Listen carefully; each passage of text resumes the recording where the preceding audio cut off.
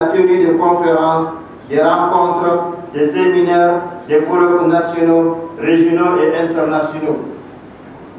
On ne peut que remercier Allah subhanahu wa ta'ala pour cela et se réjouir de toute cette mobilisation, des potentialités, des moyens, des compétences et des énergies. Oui, les musulmans bougent un peu partout dans le monde, en Asie, en Amérique, en Europe et en Afrique,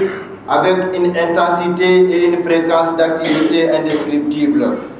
Chers frères islam, à considérer de loin ces différents mouvements islamiques, on aura l'impression que c'est l'islam et les musulmans qui dominent ce bas monde, que ce sont eux qui ont les premiers et les derniers mots à dire dans les négociations, dans les prises de décision et les pourparlers nationaux et internationaux. Mais en réalité, il ne s'agit que d'un mirage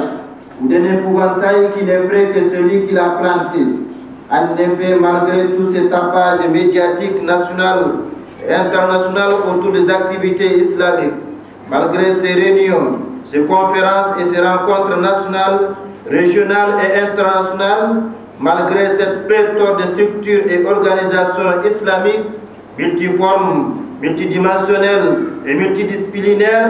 à la fois politiques, sociales, économiques, culturelles, regroupant des individus, des États, voire des continents, des organisations de taille comme l'organisation de la conférence islamique,